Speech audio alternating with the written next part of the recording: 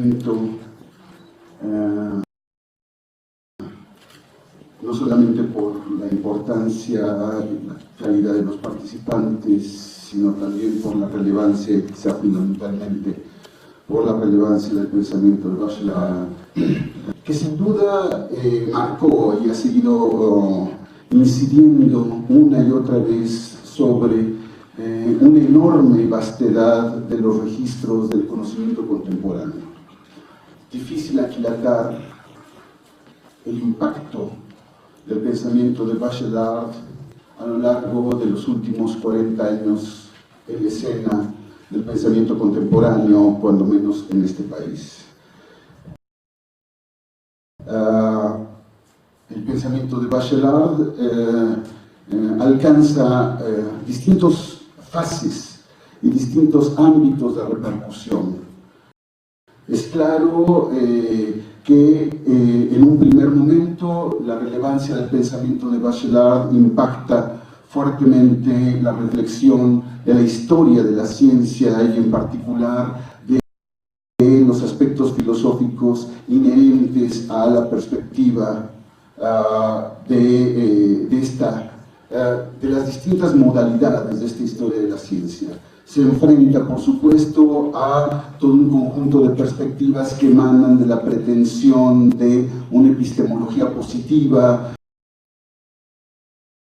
de las resonancias del positivismo que marcan también las inflexiones de la filosofía contemporánea.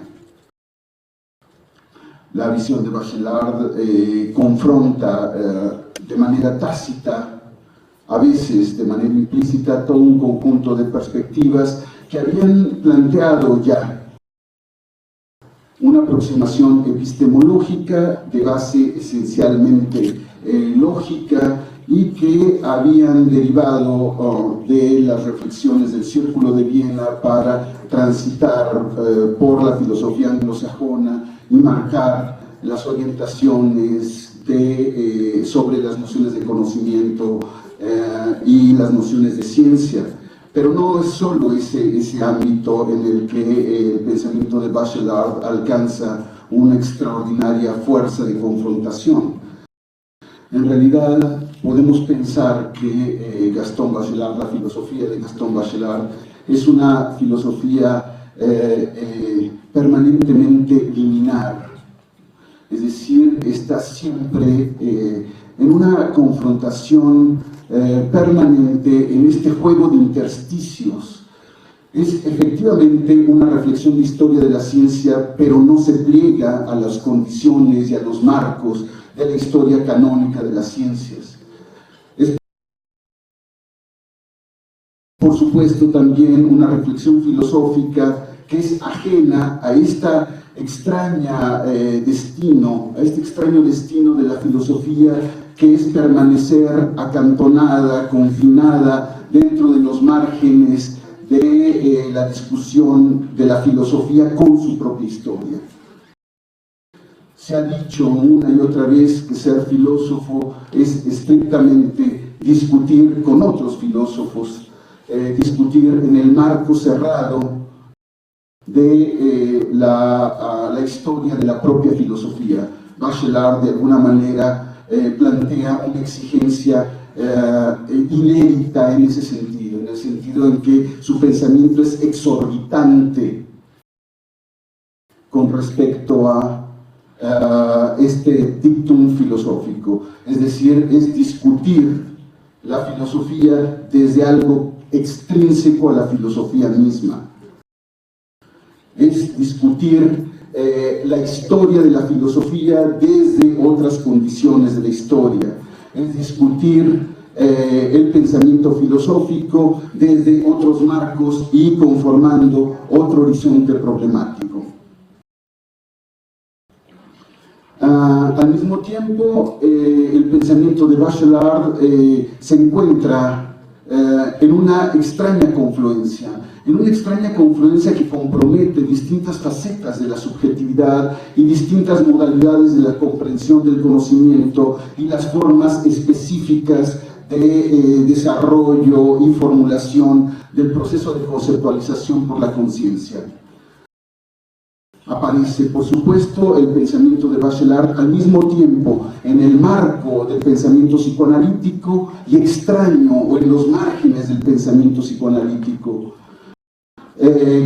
debatiendo fuertemente con la fenomenología y al mismo tiempo involucrando dentro de su propia reflexión todo un conjunto de exigencias, de categorías que él asume, retoma y desplaza permanentemente, confronta, recompone, repiensa, reconstruye incesantemente.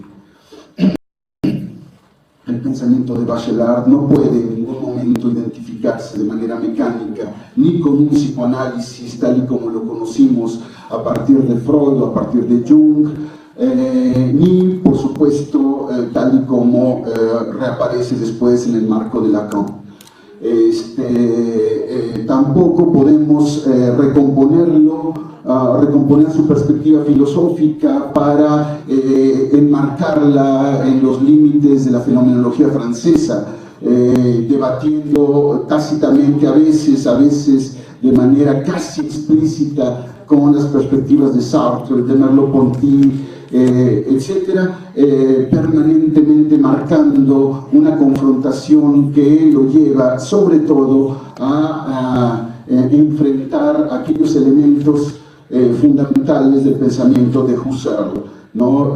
Lo veremos confrontar una y otra vez el concepto de intencionalidad tal y como aparece en Husserl, lo veremos confrontar también los marcos de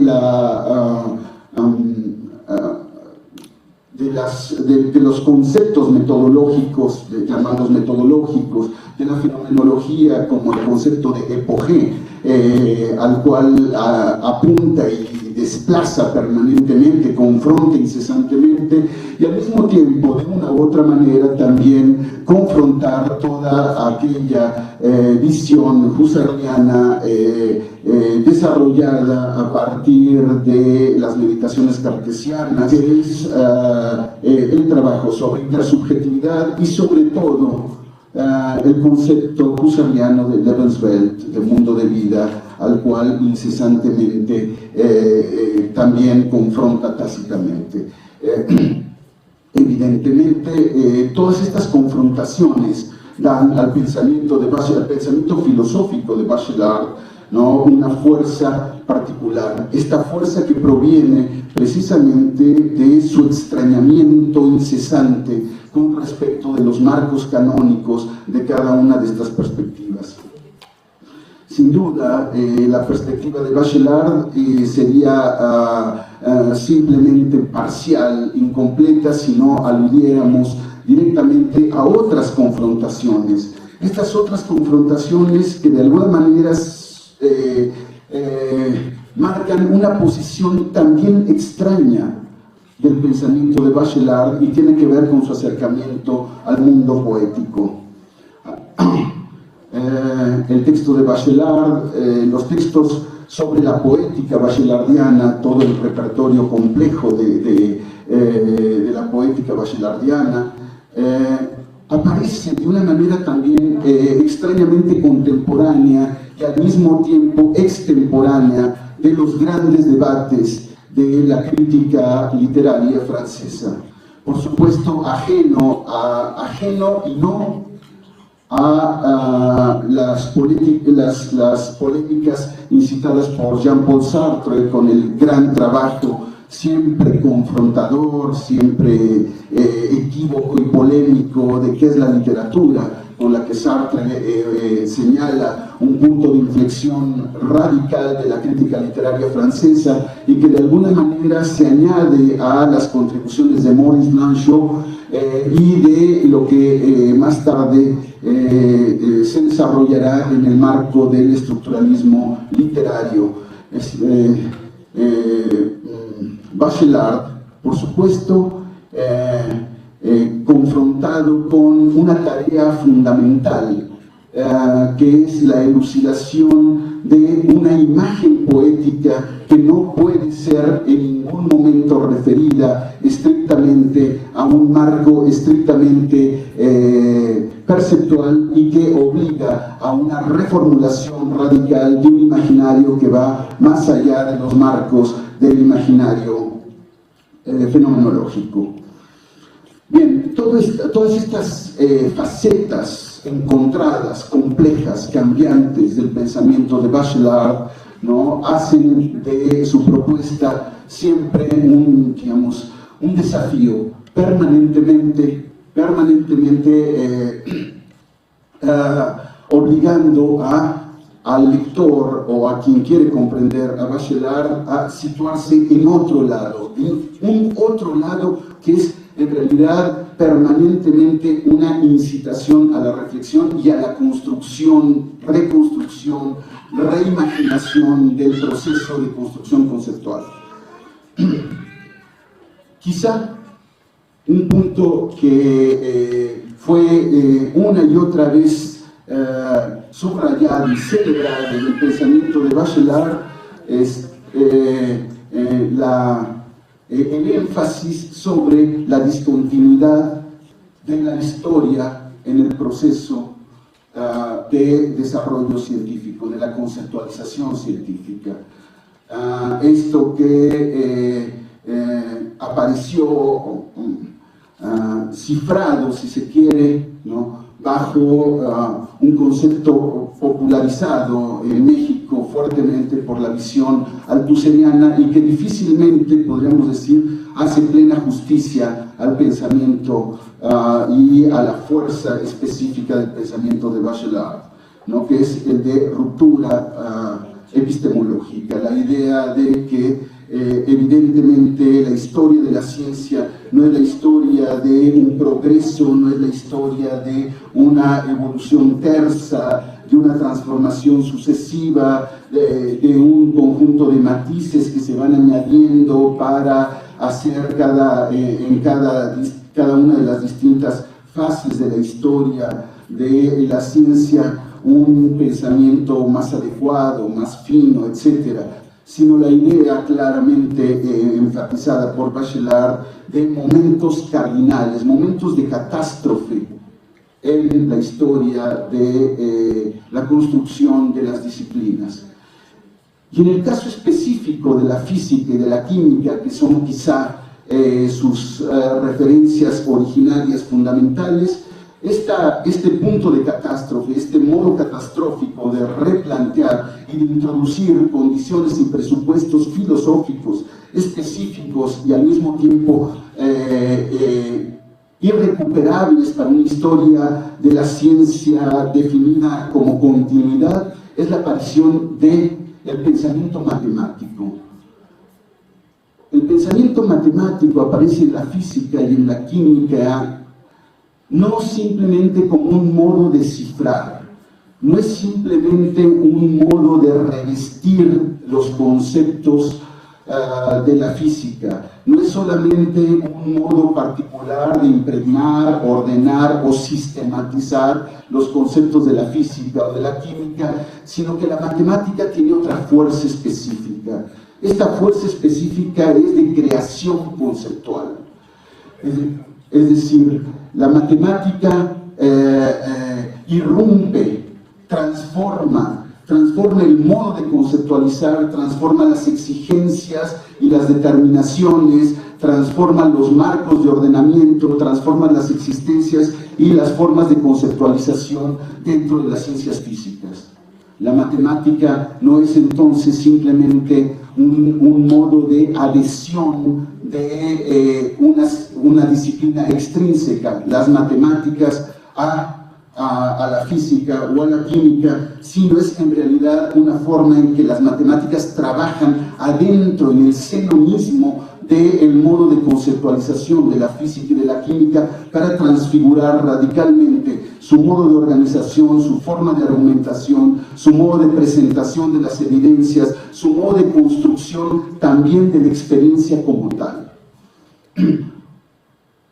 Una forma, un rasgo fundamental que aparece también subrayado por Bachelard es que esta transformación no opera simplemente en el marco de la teoría. Es decir, concebir la conceptualización como una sola operación teórica no basta para comprender los alcances de la noción de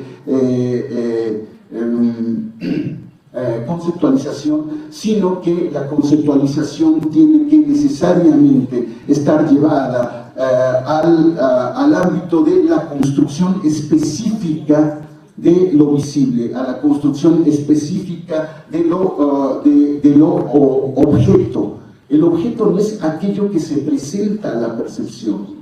El objeto es más que un punto de partida, como parecería aparecer para la fenomenología o para cierta fenomenología, que parte de la idea de una percepción como elemento primario, primordial de la experiencia. Para Bachelard, la construcción del objeto es simplemente un momento de llegada en la construcción conceptual.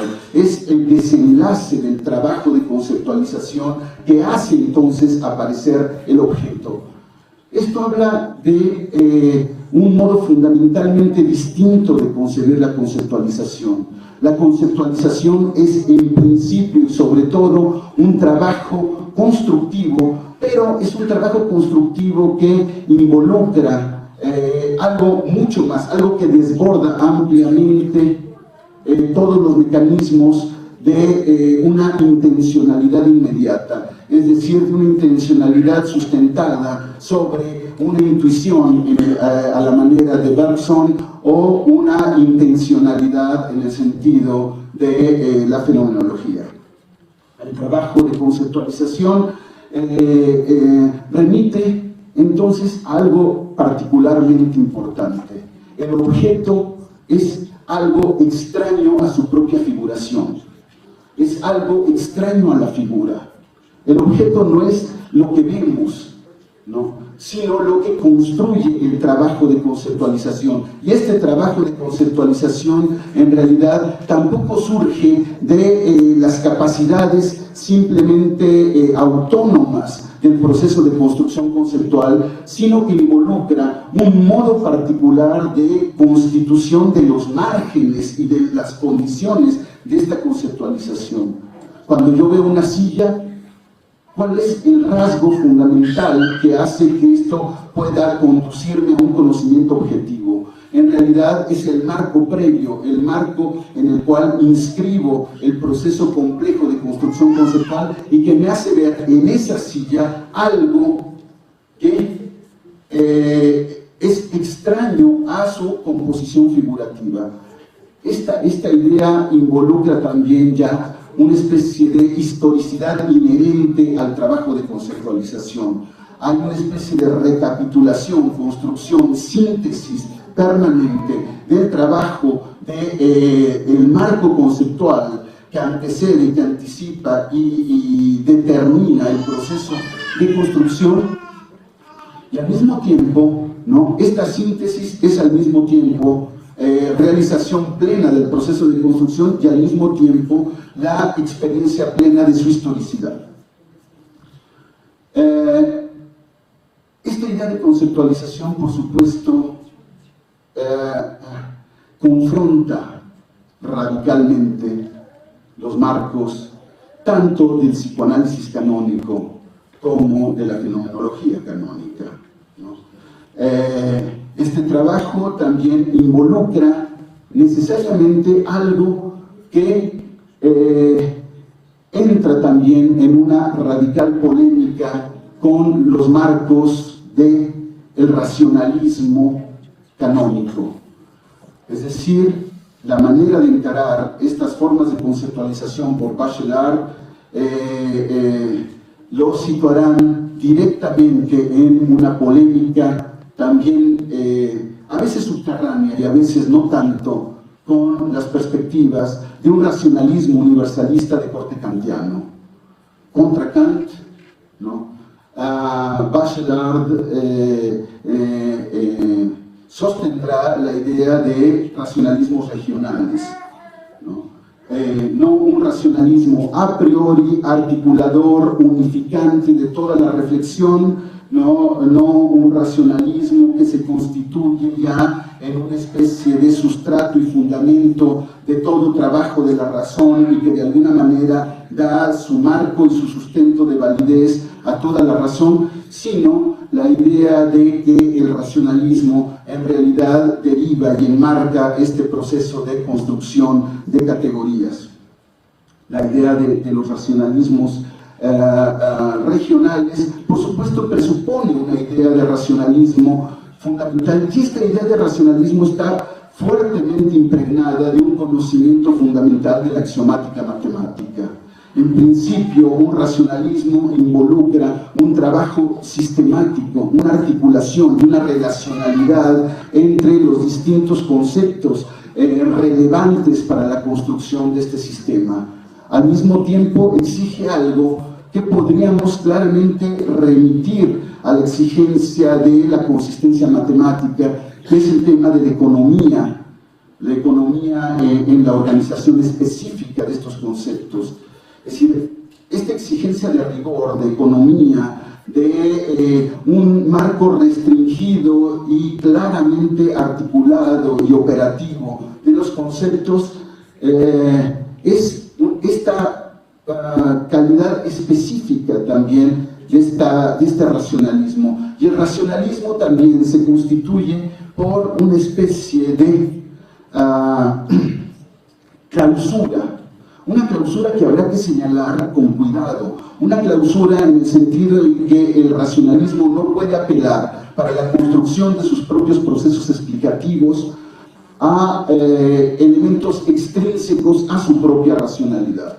Es decir, la racionalidad se constituye en una esfera, pero esta esfera no es cerrada, ¿no? Esta esfera, en la medida en que se articula con procesos de construcción específicos de evidencia, de construcción específicos de su modo de implantación empírico en el mundo, abre necesariamente. De ahí este carácter creador, podríamos decir, ¿no?, que él reconoce en la experiencia de la física relativista.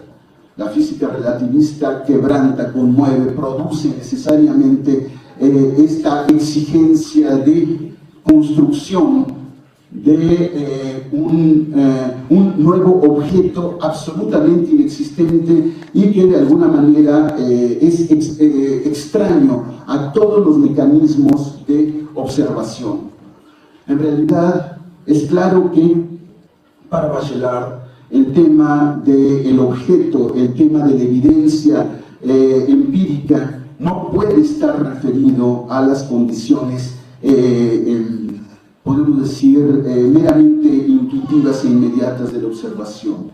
¿Qué es lo que construye el marco de la física relativista?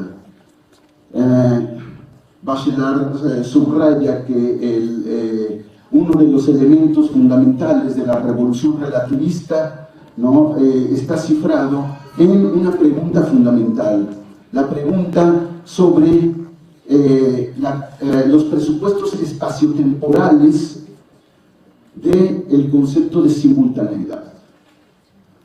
El concepto de simultaneidad, que es un concepto fundamental para la construcción métrica de la física, y que de alguna manera sustentaba, sin ser interrogado, prácticamente toda la construcción de las evidencias de la física. La idea de simultaneidad suponía en realidad una inmediatez de la mirada. Y esta inmediatez de la mirada es algo absolutamente insostenible en el marco de una teoría física de la luz. El tema, por supuesto, de la simultaneidad involucra una transformación radical del objeto mismo del tiempo y del espacio. Y este tiempo, esta revolución del tiempo y el espacio, no es solamente una revolución que emerge del concepto, sino que se apuntala en las revoluciones del tiempo y del espacio que están referidas también al marco de las revoluciones en matemáticas. Imposible pensar, quizá, ¿no?, la revolución relativista de Einstein sin la revolución matemática de Lobachevsky y de Riemann etcétera, la introducción de las condiciones de curvatura del espacio, etcétera, y la incidencia que esto tiene sobre el comportamiento de las funciones de la energía. Evidentemente, el tema de la revolución einsteiniana habla de una capacidad específica de las racionalidades, que es la creación incesante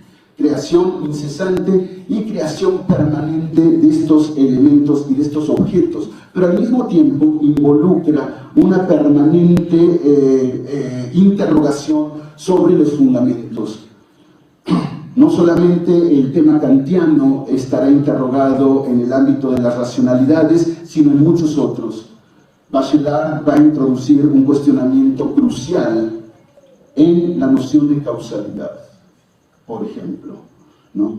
Es decir, la noción de causalidad que con Hume había tomado, por supuesto, había asumido un vuelco específico, había tomado una dirección particularmente desafiante en el marco de la historia de la filosofía radical y en su recomposición radical a partir del esquema kantiano, ¿no?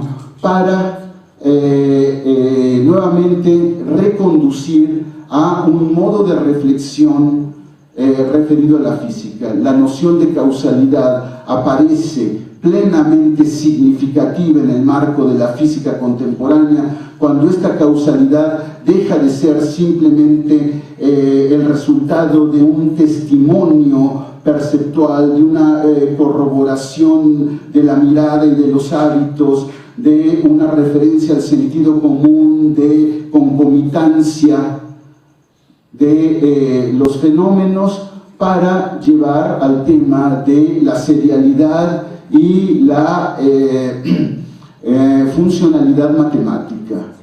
En realidad, el tema de la causalidad se convierte en un concepto significativo en el momento en que las matemáticas logran recomponer el tema de la causalidad en términos de función matemática y en términos de ordenamiento serial de entidades funcionales dentro de ciertos marcos de conceptualización.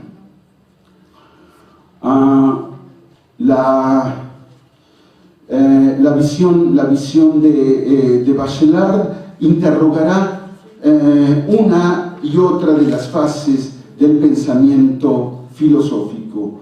Por supuesto, interroga a Kant en el ámbito de la causalidad, insisto, en el ámbito de la razón o la racionalidad, no es lo mismo, en el ámbito también de la noción de síntesis.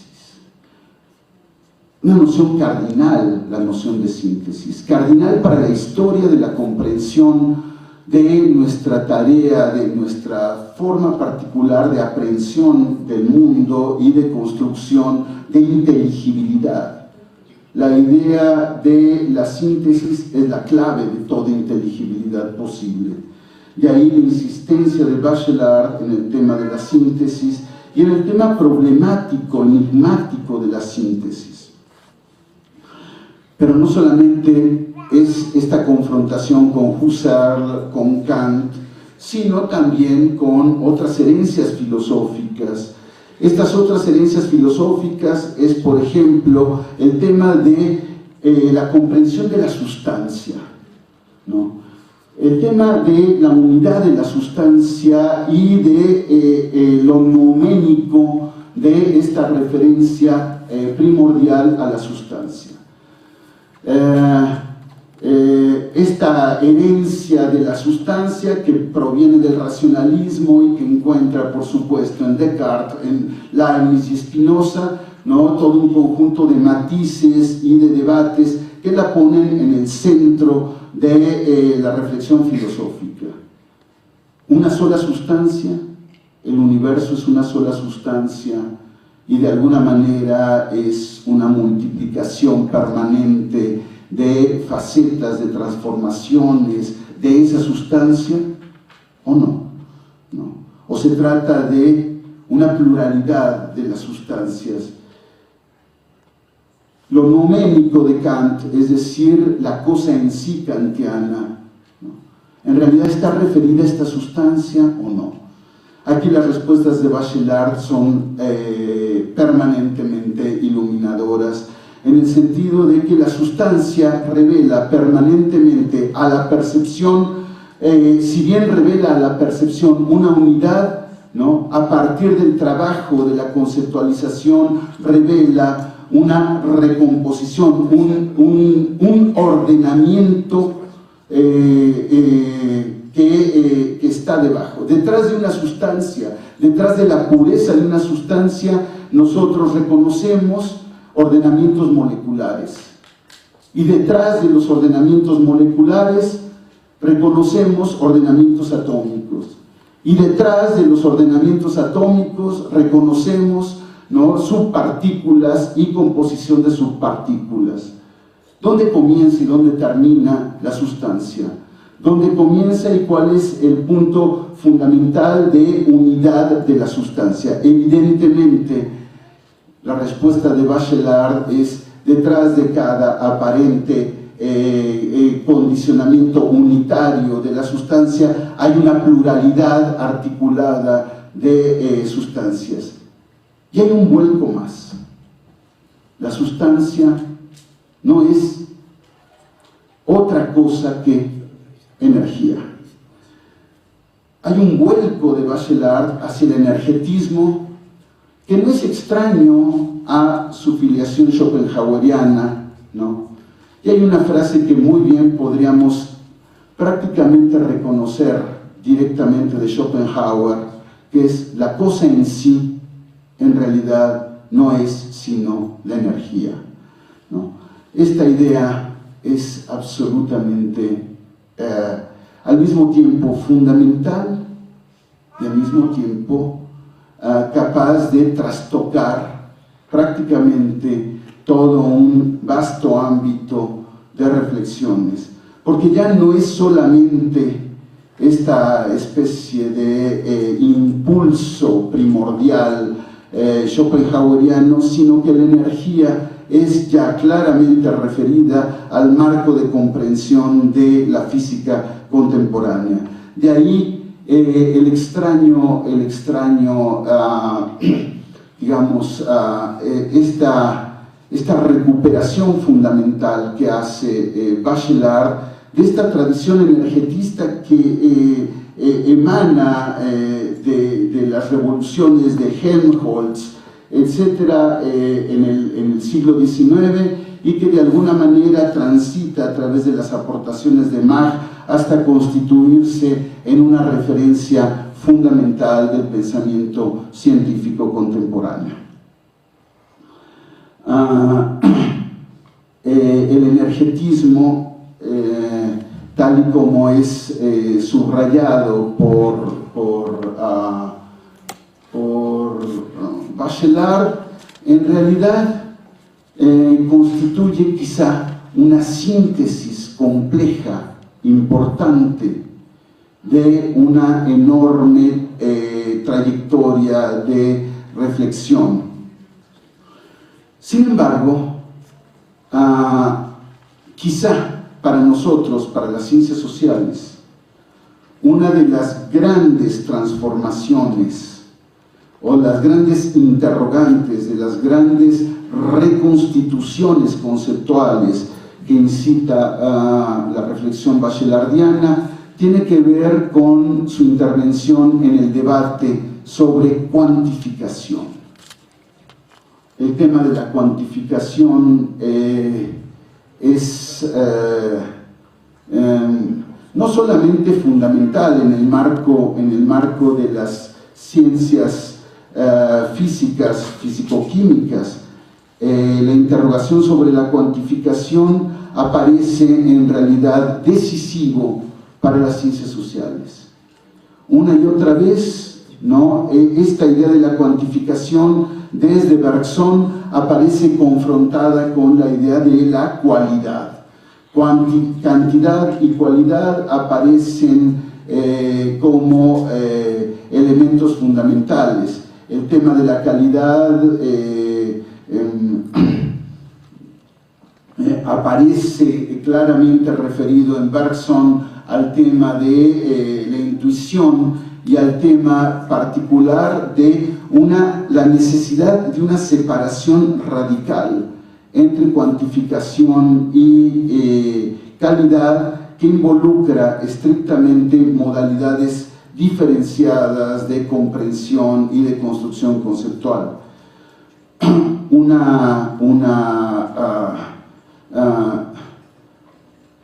acento importante de Bachelard tiene que ver con un desmentido de esta idea de calidad en Bergson.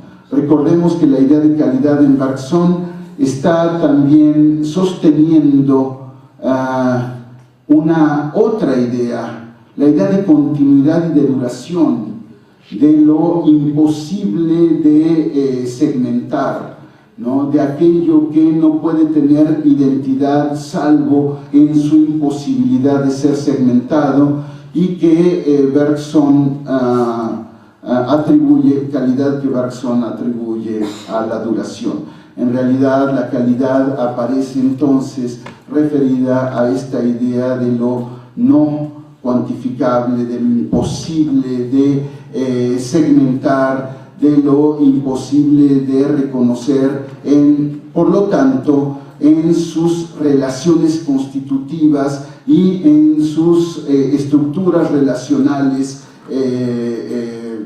constitutivas. La respuesta de Bachelard, es decir, la confrontación que impone Bachelard en ese momento, plantea un interrogante fundamental que transita de una manera tácita por el problema de la intensidad. El tema de la intensidad, sin duda, ¿no? Que confronta también de una manera clara al pensamiento de Bergson, y que reclama del pensamiento de Bergson un esfuerzo peculiar, pero también un extrañamiento peculiar de Bergson, ¿no? Va a poner como muy claro, ¿no?, la relevancia del pensamiento de Bachelard, ¿no? Bachelard reconoce esta especie de,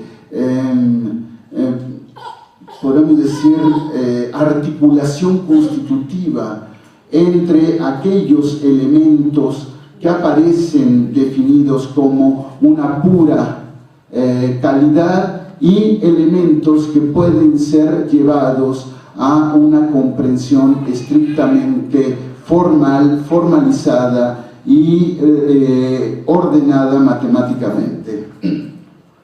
Bien, desde este punto de vista, pues, las contribuciones de Bachelard a la epistemología han sido quizá uno de las contribuciones radicales al pensamiento filosófico contemporáneo. Y sin embargo, no está ahí solamente su incidencia.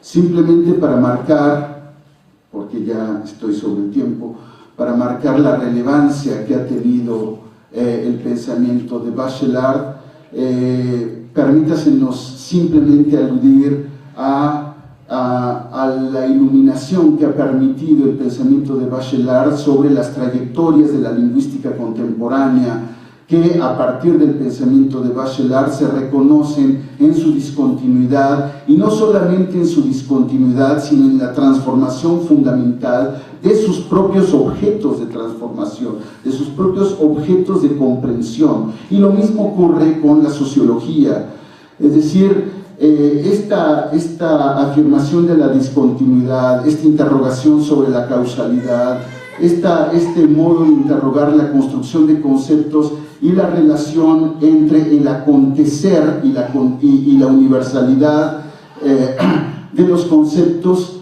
aparecerá permanentemente como una referencia fundamental para la sociología y para la teoría política.